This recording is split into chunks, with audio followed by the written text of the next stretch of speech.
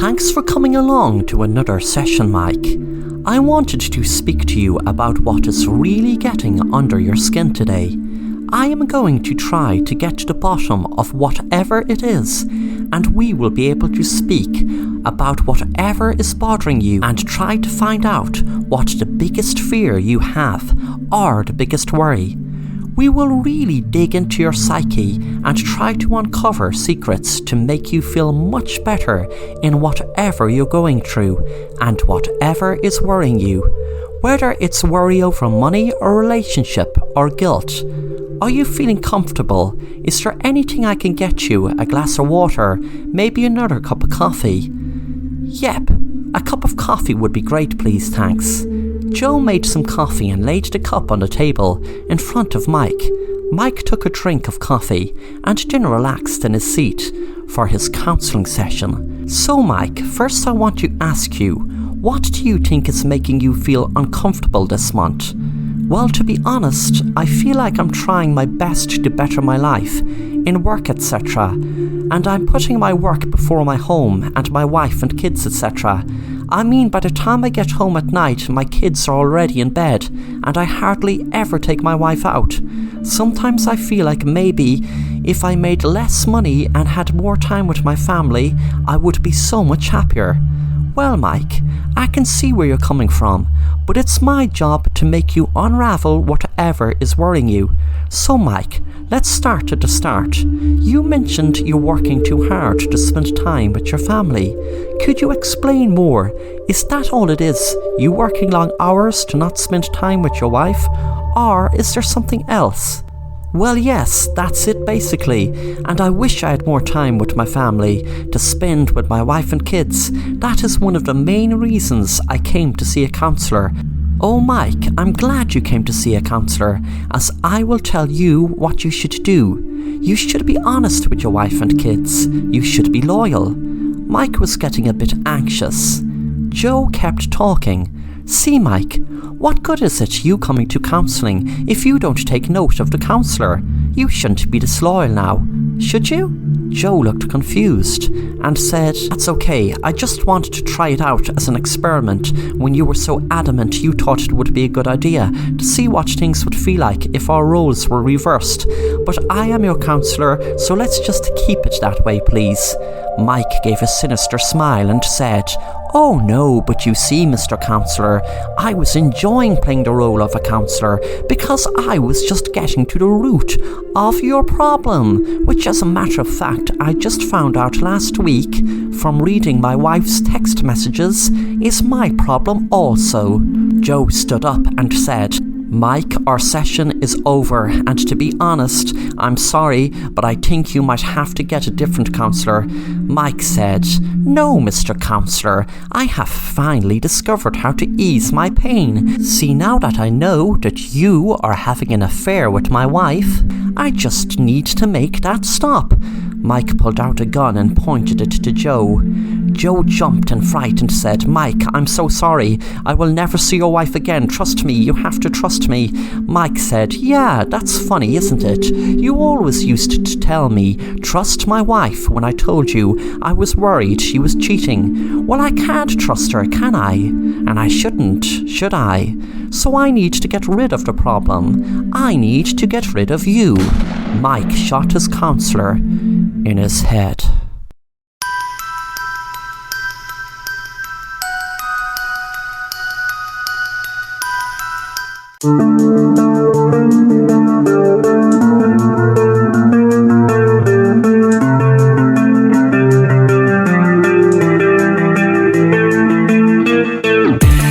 Hello, let me tell you about a story about a detective called Mason. He had a brilliant idea for investigating crime scenes. The idea wasn't his, of course.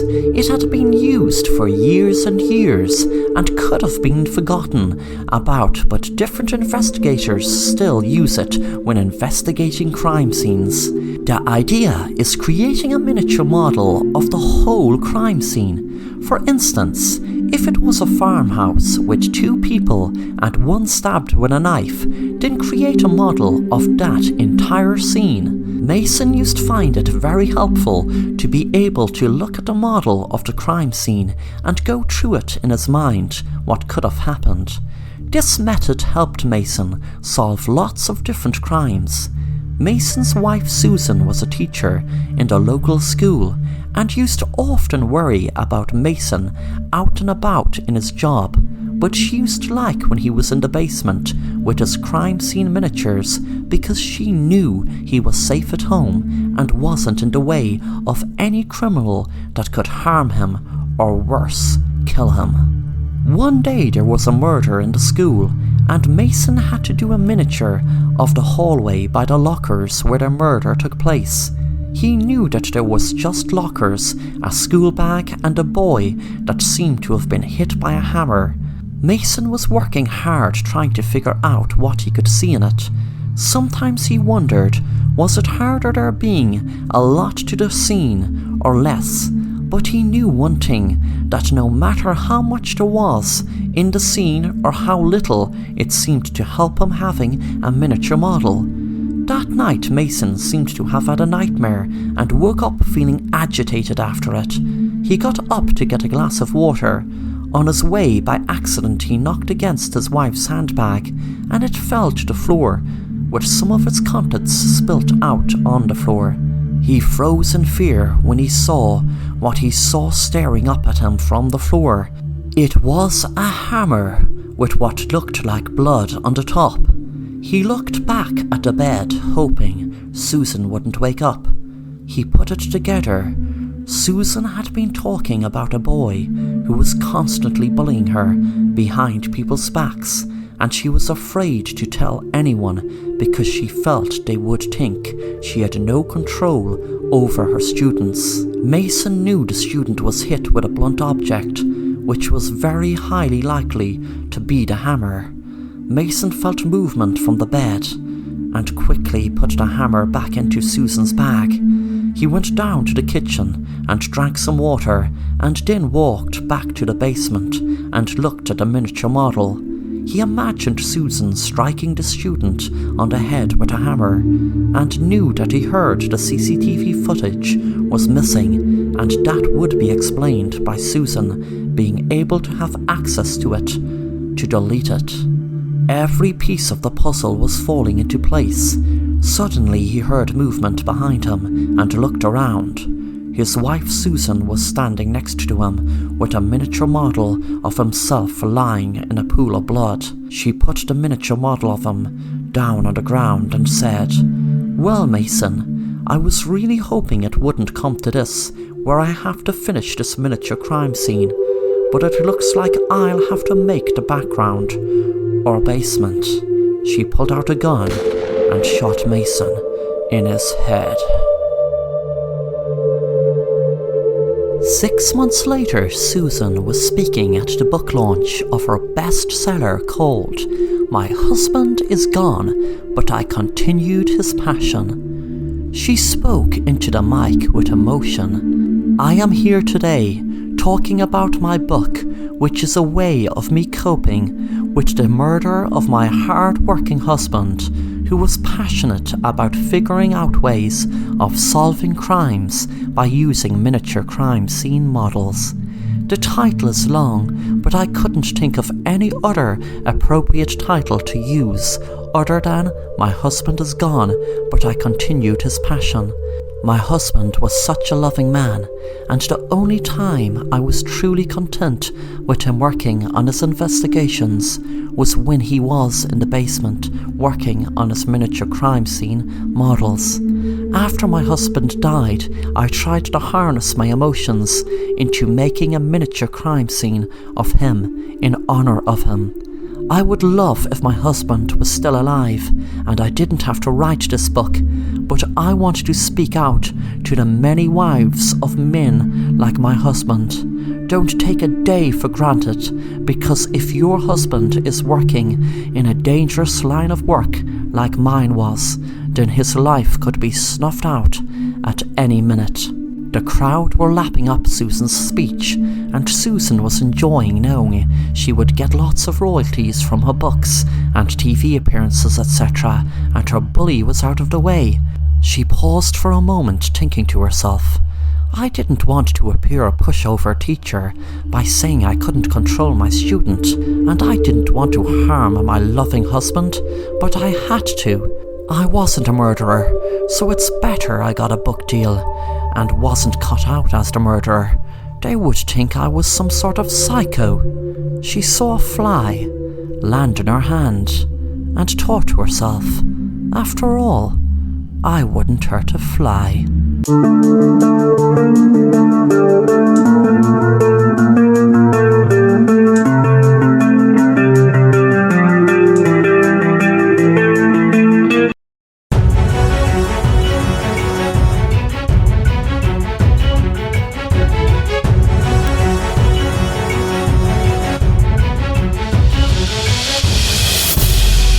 It was a hot summer's day, and 3 school friends met after 10 years.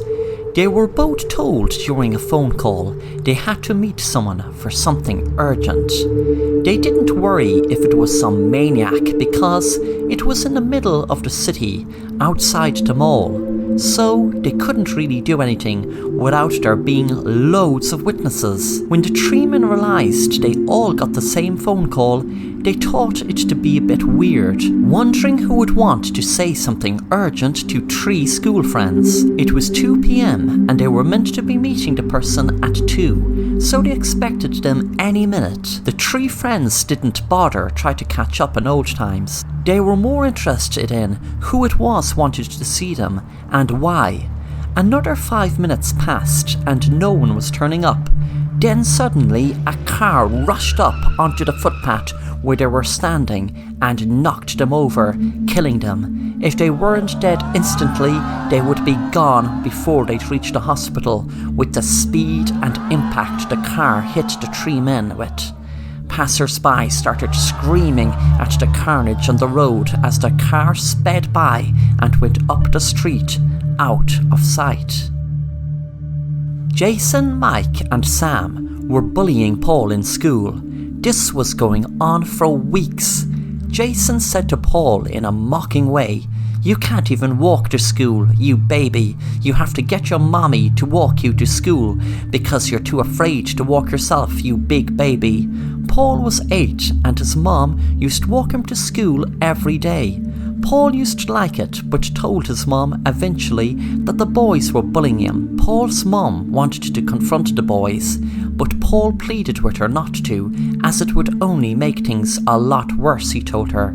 He told his mom he wanted to walk to school on his own. He was 8 and he should be allowed. All this time Paul loved his mom walking him to school, but only pleaded to be able to walk alone to stop the bullying. Paul's mom gave in and allowed him to walk to school. Paul was walking to school, hoping Jason, Mike and Sam would see him and know that he can of course walk to school on his own. He crossed the road to school, but didn't see a car, and the car hit Paul and killed him instantly. Paul's mom was inconsolable for weeks, and at the funeral she could see the boys standing across, knowing what Paul was worried about, and that was the reason he wanted to walk to school alone. She told herself, "I'll get my revenge on ye someday. You can guarantee I'll get my revenge."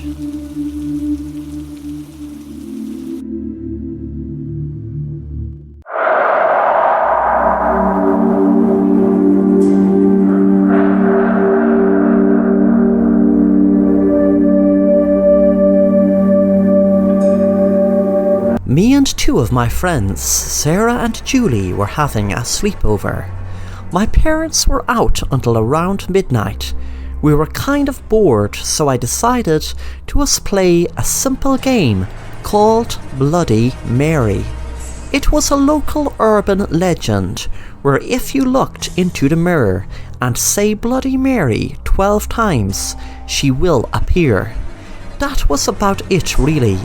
I didn't really believe any of it would happen, but I wish we never ever played that game. Let me tell you why. We had decided to play it, and we were all standing in front of a mirror in the bathroom. We all said Bloody Mary 12 times. Bloody Mary, Bloody Mary, Bloody Mary, Bloody Mary, Bloody Mary, Bloody Mary, Bloody Mary, Bloody Mary, Bloody Mary, Bloody Mary, Bloody Mary, Bloody Mary. We felt kinda creeped out, except nothing happened. But then we all jumped when the door behind us opened, and all I can remember was screams. I ran out the door and down the stairs and out of the house. I rang my parents and they came back home quickly. When my parents came back, they collected me from my neighbour's house where I was staying at. When we all walked into the house, the police were already there. But the worst part was 2 of my friends vanished into thin air. They were never found. Years later, I was getting ready to go out on a date when I got such a shock. I walked into my bathroom and saw, written on blood or lipstick, I'm not sure, but it was written on the bathroom mirror, "Bloody Mary is watching you."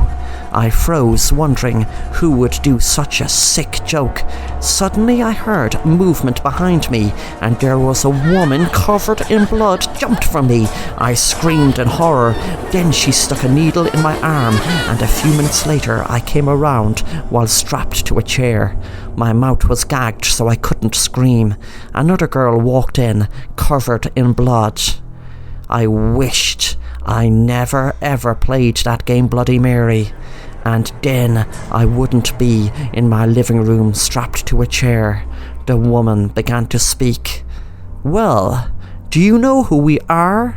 We are your 2 friends who you abandoned years ago when you ran out of your house, and it was your idea to play that stupid game.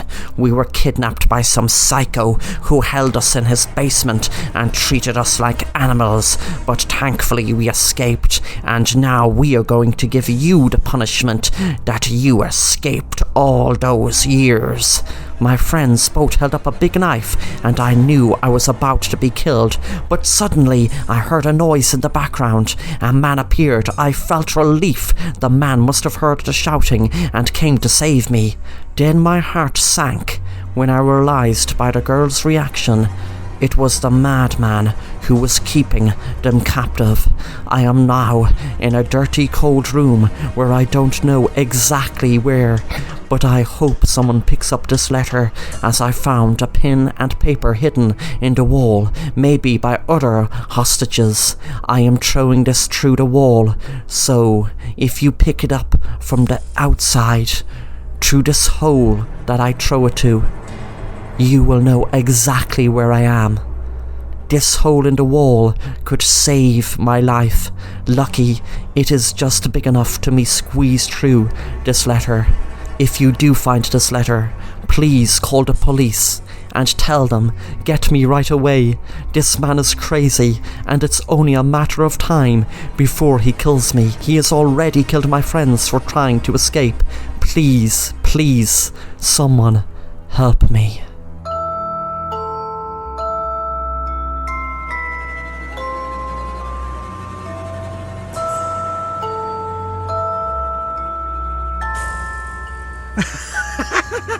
Ha